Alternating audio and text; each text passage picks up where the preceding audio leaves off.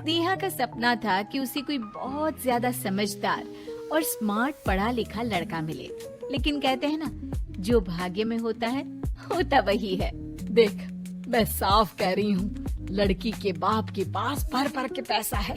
अरे एक बार लड़की ने तुझे पसंद कर लिया तो समझ के पैसे की तो नदियाँ भर जाएंगी, लेकिन फिर भी तेरी प्यास नहीं बुझेगी बेटा। अरे माँ, फ्रिज में मैंने 2 बोतल पानी की रखी है, और कैसे प्यास बुझेगी? अरे 5वीं फेल, मैं बात कर रही हूँ पैसों की प्यास की। तू गवाह नहीं समझेगा इस बात को। बस तुझसे लोगों की नौकरी करवा लो। वो क्या है ना आशीष की माँ, वो सीधा है, और जिसे तू लोगों की नौकरी बोल रही है ना, वो आशीष का प्यार है अपने लोगों के लिए, जिनसे वो प्यार करता है या जिनसे जुड़ा हुआ है वो। अरे जमाना नहीं रहा वो। अरे आज की डेट में तो ना बेटा माँ का है, ना ही पति पत्नी का। कैसी बात कर रही है माँ? चाहे दुनिया यहाँ की वहाँ क्यों ना हो जाए, मैं आपके बिना नहीं रह सकता, ना ही मैं आपको कभी धोखा दे सकता हूँ। अरे हाँ, ठीक है ठीक है। देख, लड़की को पढ़ा लिखा लड़का चाहिए तो वहाँ चुप रहना। जबान खोलेगा तो पता चल जाएगा कि 5वीं पास है। अरे तो पढ़ा देती ना आगे। माना सौतेली माँ हो, लेकिन दहेज की लालच तो अपने बेटे जैसी ही रख रही हो। पापा ऐसा मत बोलिए ना माँ को, वो मेरी माँ है, मैं उनसे बहुत प्यार करता हूँ। अच्छा बेटा, कुछ नहीं कहता, बस तैयार हो जा, चलते हैं और देखते हैं कि कौन है लड़की और क्या चाहती है। सभी मिलकर लड़की देखने जाते हैं, जहाँ स्नेहा आशीष को देखकर ही इम्प्रेस हो जाती है। वाह, कितना हैंडसम है, काश इससे मेरी शादी हो जाती, लेकिन पता नहीं कितना पढ़ा लिखा है। स्नेहा, लड़का बहुत अच्छा है, बेचारी की माँ दूसरी है, लेकिन देख रही है ना, हीरा भी इतना चमकीला नहीं होगा जितना कि ये। स्नेहा को समझ नहीं आता कि वो क्या करे। वो आशीष से मिलती है, उसकी सादगी, उसकी बातें उसे भा जाती है। मैंने नहीं सोचा था कि इतना पढ़ा लिखा लड़का मुझे मिलेगा। मैं शादी करने के लिए तैयार हूँ। और फिर स्नेहा और आशीष की शादी हो जाती है। शादी के बाद सासू माँ कहती है, अरे बेटा, वो तेरे जेवर मुझे दे दे, मैं संभाल कर रख दूंगी। स्नेहा, जो कि खुद भी एक समझदार लड़की थी, नहीं, मैं अपने जेवर नहीं दूंगी, उसके लिए तो मैंने पहले ही लॉकर खुलवा लिया था माँ जी।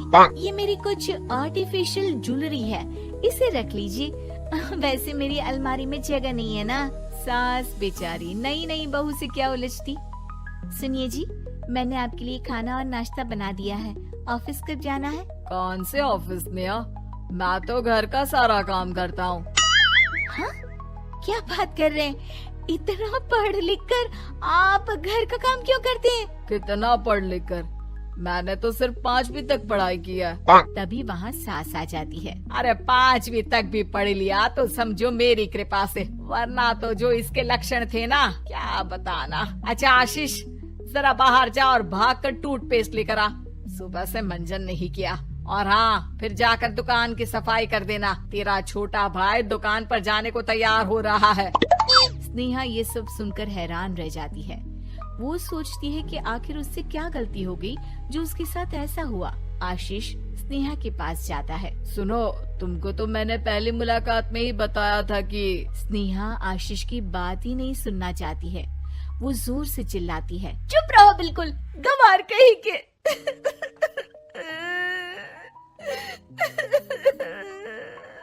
कितना बड़ा धोखा हो गया मेरे साथ, अब मैं इस घर में नहीं रह सकती। प्लीज ऐसी बात मत करो, मेरी पत्नी हो तुम, जैसे बोलोगी मैं वैसा करूँगा। मैं कोशिश करूँगा बाहर जाकर कोई काम ढूंढ लूँ, पर प्लीज मत जाओ। चुप रहो गंवार कहीं के, मैं तुम्हारे जैसी की बीवी हो ही नहीं सकती। आशीष स्नेहा को लाख समझाने की कोशिश करता है, लेकिन वो अपने मायके चली जाती है। माँ चलिए ना, स्नेहा को मना कर लेकर आते हैं। अरे जाओ, बनाने जाए मेरी जूती। इतना घमंड, जैसे कलेक्टर हो कहीं की महारानी। अरे मैं तो तुझे कहूँगी कि तू भी भूल जा, हमने नहीं भगाया, खुद ही तो गई है। माँ वो बीवी है मेरी, मैं प्यार करता हूँ उससे, मैं जा रहा हूँ उसे लेने। वहीं स्नेहा के घर पर, माँ वो तो कुछ काम ही नहीं करता, घर का नौकर है, 5वीं पास। मैं नहीं रह सकती ऐसे आदमी के साथ माँ। बेटा वो लड़का बहुत अच्छा है, उसकी तारीफ मैंने हर किसी से सुनी है। तेरा पति है, अब तक एक गलत माँ के साथ रह रहा था, तू संवारेगी तो संवर जाएगा। तभी वहाँ आशीष आ जाता है। मुझे माफ कर दो स्नेहा, पर प्लीज मुझे छोड़कर मत जाओ। मेरी माँ के जाने के बाद मुझे तुम्ही से सारी उम्मीद है। तुम जैसा कहोगी मैं करूँगा, पर प्लीज मेरे साथ रहो। सबके समझाने बुझाने के बाद स्नेहा आशीष के साथ घर आ जाती है। आ गई महारानी, अब आई हो और सच्चाई भी पता चल गई है, तो थोड़ा तमीज से पति के साथ घर देख, रसोई संभाल और हम सबकी सेवा कर। देखो, मैं अब इस घर में बंटवारा चाहती हूँ। जो मेरे पति का हिस्सा है वो उसे मिले और वो आज से कोई काम नहीं करेंगे। हिस्सा ले लो, लेकिन कमाओगे क्या, खाओगे क्या, धूल मिट्टी। अरे तेरा पति किसी काम का नहीं है, वो तो मेरा बेटा कमा रहा है तो 2 रोटी मिल जाती है इसे।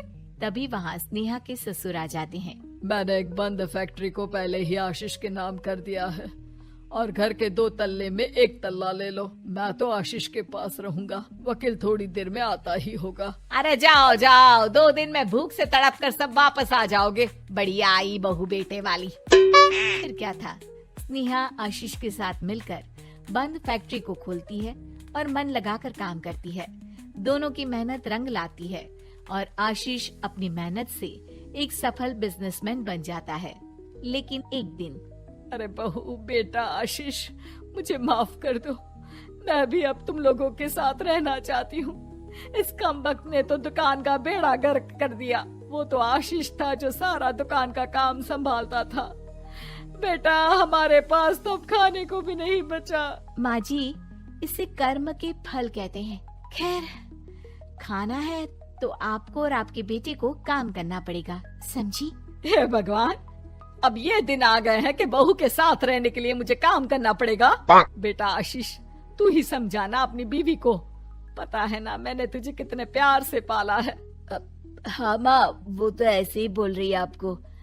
अरे घर में कामकाज के लिए बहुत सारे नौकर चाकर है, आप आराम से रहिए माँ। स्नेहा आशीष का अच्छा और सरल सच्चा व्यवहार देखकर मन ही मन सोचती है, मेरा पति गवार ही सही, लेकिन दुनिया का सबसे अच्छा इंसान है।